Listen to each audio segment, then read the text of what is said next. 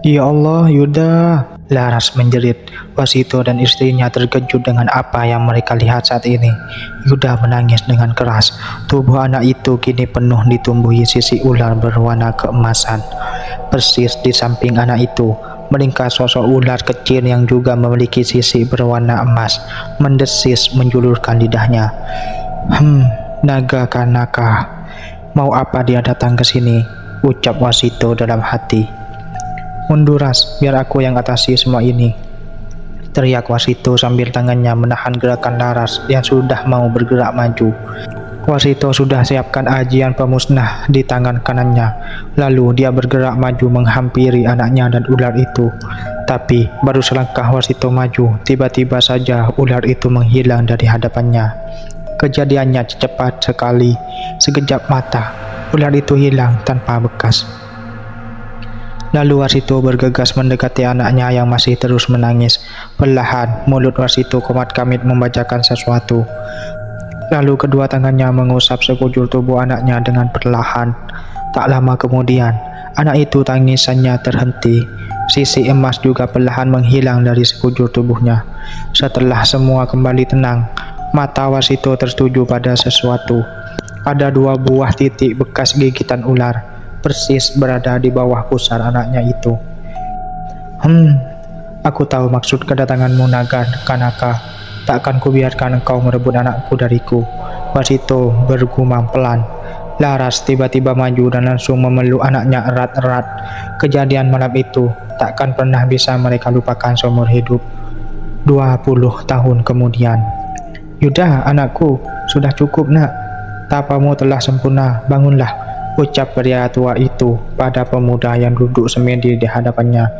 Pemuda itu membuka matanya, lalu perlahan bangkit dari duduknya. Yuda telah tumbuh menjadi seorang pemuda yang gagah dan berbadan kekar. Lalu dia menunduk memberi hormat pada pria di hadapannya. Pria itu adalah Wasito. Tersenyum melihat Yuda anaknya yang berdiri di hadapannya dengan hanya menggunakan celana pendek. Tubuh Yuda yang bertelanjang dada, nampak 2 buah titik hitam terlihat jelas persis di bawah pusarnya. Ilmumu telah sempurna, semuanya telah kuajarkan dan kuwariskan padamu. Kelak, engkau juga harus mewariskannya pada keturunanmu nanti, ucap Wasito sambil memegang pundak anaknya. Sekarang, mari kita pulang, ibumu menanti di rumah, sambung Wasito. Mereka berdua berjalan beriringan menyusuri jalan setapak menuju desa tempat tinggal mereka. Wasito senang, rasa khawatir yang menghantuinya selama ini seakan sudah berkurang.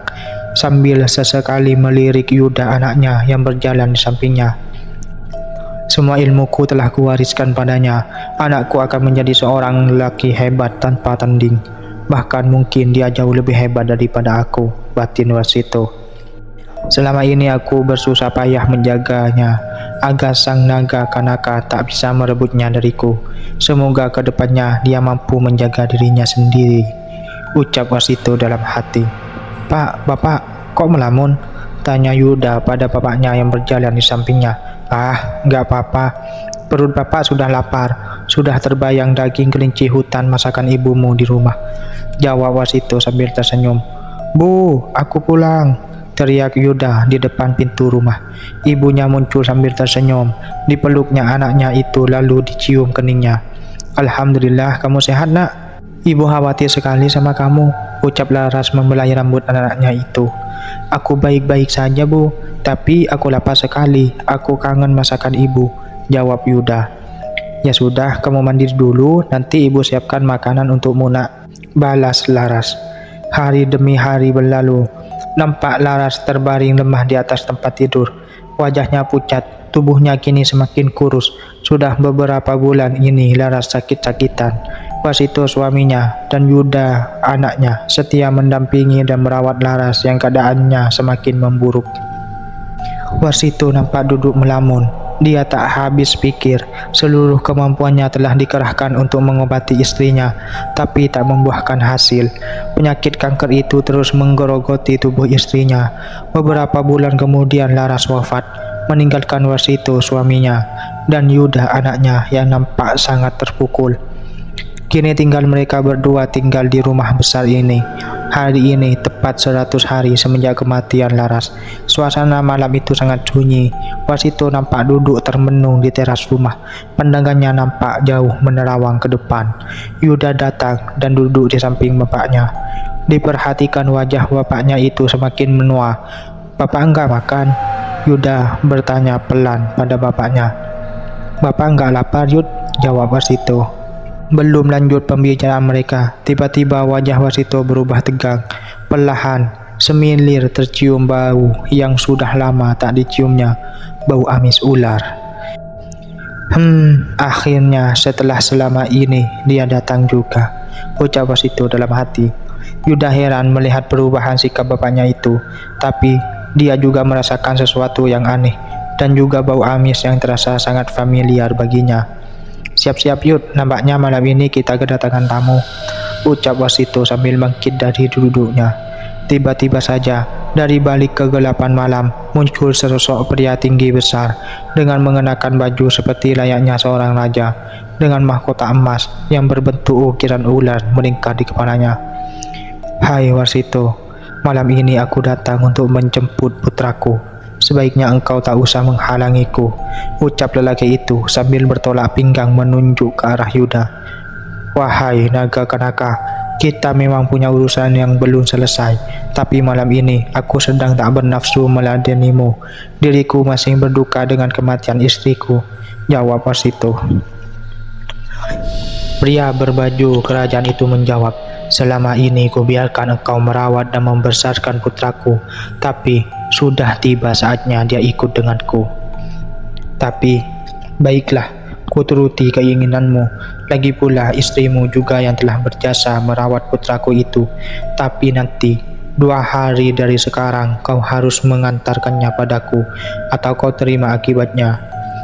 Usai berkata, pria itu lenyap di telan gelapnya malam.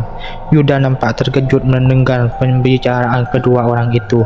Matanya langsung tertuju kepada bapaknya yang masih berdiri dengan tangan mengepal dan terlihat marah. "Pak, apa maksud omongan orang itu tadi? Siapa dia? Kenapa dia sebut aku sebagai putranya?" tanya Yuda bertubi-tubi pada bapaknya. "Sini, mendekat Yud. Mungkin inilah saatnya kamu tahu apa yang sebenarnya Bapak rahasiakan darimu, bahkan juga ibumu. Tapi Bapak pikir engkau sudah cukup dewasa untuk tahu yang sebenarnya," ucap Warsito sambil duduk kembali di kursinya. Malam itu, Warsito menceritakan kepada Yuda semua rahasia yang selama ini terpendam. Yuda nampak mendengarkan dengan khidmat, sambil sesekali wajahnya nampak terkejut mendengar tuturan rahasia yang selama ini disimpan bapaknya rapat-rapat. "Begitulah Yud, selama ini dia berusaha merebutmu, tapi tak pernah kubiarkan. Karena kau adalah anakku, darah dagingku, tak mungkin kubiarkan siluman itu merebutmu dariku," kata Warsito pelan kepada Yuda yang masih diam seolah tak percaya oleh kisah yang barusan didengarnya. "Aku juga tak sudi Pak ikut siluman itu. Bagiku, Bapak dan Ibu adalah satu-satunya orang tua yang aku sayangi. Lantas selanjutnya Bapak mau apa?" ucap Yuda panjang sambil tangannya mengepal. "Bapak akan hadapi dia. Semua ini harus diakhiri. Bapak akan berusaha memusnahkan siluman itu, bagaimanapun caranya," jawab Warsito sambil memegang pundak anaknya. "Bapak jangan sembarangan. Dari auranya, makhluk itu sepertinya sangat kuat sekali. Bapak tak mungkin sanggup menghadapinya seorang diri. Biar aku ikut sama Bapak, kita hadapi dia bersama-sama," pinta Yuda pada bapaknya. "Jangan Yud, Bapak tidak mau kamu ikut celaka. Lebih baik kamu pergi sekarang, menemui pamanmu, Ki Heru Cokro di Karang Sewu. Minta perlindungan pada beliau di sana. Tempat itu sepertinya aman untukmu." Yuda nampak tidak setuju dengan apa yang bapaknya ucap barusan, tapi dia cuma mengangguk sambil merencanakan sesuatu dalam hatinya. 2 hari kemudian waktunya tiba. Warsito bangkit dari semedinya. "Saatnya telah tiba," ucapnya dalam hati. Lalu dia bangkit. Rumahnya terasa sunyi semenjak kematian Laras, istrinya. Anaknya Yuda telah pamit kemarin menuju Karang Sewu, tempat pamannya Ki Heru Cokro tinggal. Kini hatinya telah mantap. Malam ini semuanya ingin diakhiri. Dirinya telah mempersiapkan segala sesuatunya. Tak lupa diambilnya sebuah cambuk panjang dari dalam lemari. Dipegangnya cambuk panjang berwarna hitam itu. Cambuk Ki Amogeni, senjata andalanku, warisan dari leluhur. Bantulah aku menghadapi semuanya nanti, ucap Warsito perlahan. Setelah semuanya siap, dirinya melangkah keluar rumah. Dipandanginya rumah besar warisan orang tuanya itu. Selamat tinggal semuanya. Mungkin ini terakhir kali aku menginjakkan kakiku di rumah ini, ucap Warsito dalam hati sambil memandangi rumahnya yang kini telah sepi. Lalu dia melangkahkan kakinya meninggalkan tempat itu dengan perasaan hati yang sedih. Sepasang mata nampak memperhatikan dirinya dari balik pepohonan. Malam itu, sinar bulan purnama nampak menerangi area sekitar hutan. Warsito menghentikan langkahnya. Kini dirinya sampai di tepi hutan, di kaki gunung yang terkenal angker seantero Pulau Jawa itu. Tanpa disadarinya, sedari tadi ada yang mengikutinya sepanjang perjalanan dari rumahnya sampai ke tepi hutan ini. Lalu Warsito bergegas melangkah masuk ke dalam hutan yang gelap itu, diikuti sosok bayangan hitam yang sejak awal memang tanpa disadari mengikutinya. Kini Warsito telah sampai di depan mulut sebuah gua. Semak belukar yang sangat lebat tampak menutupi sekitar gua di tengah hutan itu. Wahai naga Kanaka, aku datang menemuimu. Keluarlah, kita selesaikan semuanya malam ini juga, teriak Warsito memecah kesunyian malam. Tak lama kemudian, secara tiba-tiba muncul sesosok ular yang sangat besar dari dalam gua. Tubuh ular itu dipenuhi sisik berwarna keemasan, matanya merah menyala.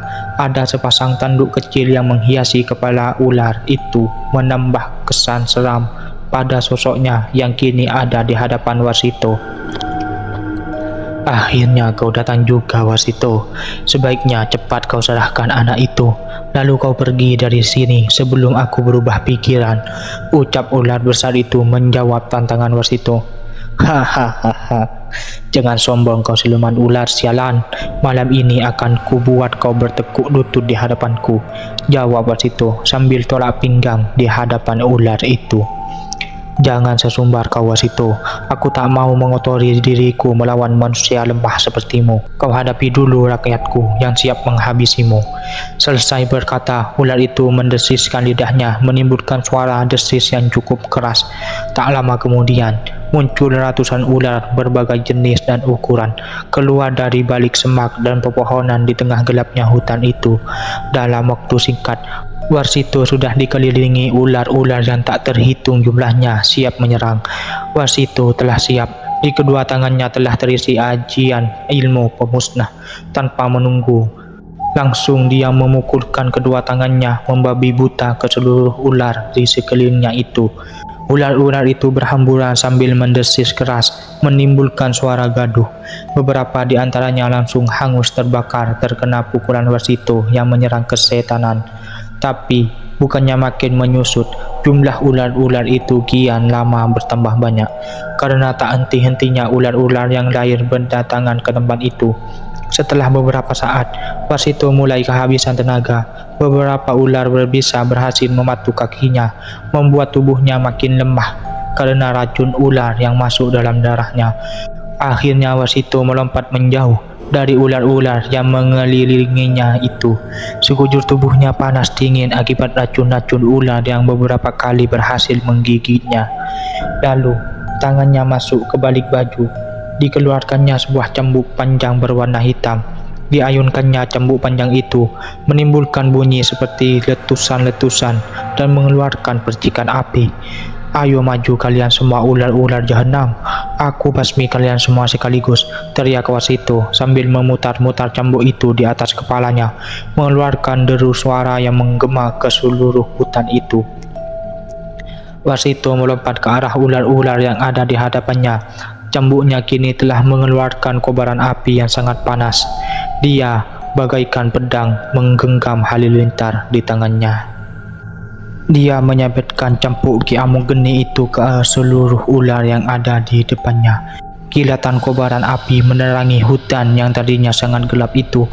Dengan beberapa kali sabetan saja, hampir setengah dari jumlah ular-ular itu hangus lalu menjadi abu. Sebentar saja, ular-ular yang tadinya tak terhitung jumlahnya itu habis tersapu, hangus terbakar jadi abu, terkena amukan sabetan cambuk Ki Amuk Geni yang dahsyat itu. "Hai siluman ular sialan, sekarang giliranmu," teriak Wasito sambil melompat ke arah naga Kanaka yang juga siap menyerang sambil mendesis kencang. Benturan sabetan cambuk api ke tubuh naga Kanaka menimbulkan percikan api dan bunyi dentingan seperti logam yang berbenturan. Wasito terus menyabetkan cambuk apinya ke arah tubuh dan kepala naga Kanaka, tapi sepertinya cambuk api maha dahsyat itu tak mampu melukai ular siluman itu yang tubuhnya dipenuhi sisi emas yang seakan-akan keras bagaikan baja. "Keluarkan seluruh kemampuanmu, manusia tak tahu diri," ucap sang siluman ular sambil tak hentinya mendesis. Wasito terkejut, dirinya seakan tak percaya kalau cambuk sakti andalannya itu seperti tak ada apa-apanya di hadapan musuhnya itu. Wajahnya mulai terlihat khawatir. Lalu tiba-tiba ular besar itu menggerakkan ekornya ke arah Wasito yang membuat pria itu terpental jatuh ke tanah. Cambuk api lepas dari tangannya. Dengan gerakan cepat, sebentar saja tubuh Wasito sudah ada dalam lilitan tubuhnya. Bunyi tulang tubuh Wasito remuk dalam lilitan siluman ular itu. Wasito menjerit kesakitan. Lalu naga Kanaka membuka mulutnya lebar-lebar. Posisi mulutnya persis ada di atas kepala Wasito, siap menelan pria malang itu. Tiba-tiba sebuah hantaman keras mengenai kepala ular siluman itu. Naga Kanaka terkejut. Kini di hadapannya hadir seorang pemuda kekar yang berdiri dengan posisi kuda-kuda siap tempur. "Lepaskan bapakku, dasar kau siluman ular jahanam!" Yuda berteriak sambil menyiapkan serangan berikutnya. Wasito terkejut. Dirinya yang masih ada dalam lilitan naga Kanaka berteriak lemah. "Yuda, apa yang kau lakukan di sini, nak? Cepat pergi, tinggalkan tempat ini," ucapnya pelan menahan sakit. "Akhirnya kau datang juga, putraku. Telah lama ku nantikan kehadiranmu di sini," ucap naga Kanaka. "Cih, siapa yang sudi ikut dengan ular siluman sepertimu? Cepat lepaskan bapakku," teriak Yuda membalas. Rupanya dari awal, Yuda tak pernah berangkat ke tempat pamannya di Karangsewu. Diam-diam, dia mengikuti bapaknya sampai ke dalam hutan angker ini. "Aku tak mungkin melukaimu, wahai putraku. Lebih baik engkau diam di situ dan saksikan aku melumat menghabis manusia sialan ini," jawab naga Kanaka. Lalu dari mulut ular siluman itu keluar asap kuning dan dihembuskan ke arah Yuda. Sesaat kemudian Yuda sudah dikelilingi asap kuning itu. Kepalanya langsung terasa pusing. Tubuhnya kaku tak sanggup bergerak, lalu ambruk dengan mata yang masih sanggup melihat walau samar-samar. Yuda yang tergeletak tak berdaya akibat pengaruh asap kuning tadi menyaksikan pemandangan yang mengerikan sekaligus memilukan. Perlahan naga Kanaka menelan bapaknya dari mulai kepala sampai seluruhnya masuk ke dalam mulut siluman ular itu. Yuda menjerit memanggil-manggil bapaknya, tapi tak ada suara yang keluar dari mulutnya. Perlahan air mata menetes dari sudut matanya. Tak dapat disangka, dia kini menyaksikan ajal bapaknya yang tewas mengenaskan persis di hadapannya, dan dia tak mampu melakukan apa-apa. Namun tiba-tiba sesosok pria berjubah putih dengan sorban di kepalanya melompat dan membopong Yuda di pundaknya dan bergerak cepat meninggalkan tempat itu. Tak lama Yuda pun pingsan tak sadarkan diri di punggung orang itu. Entah siapa dan mau dibawa kemana dirinya itu.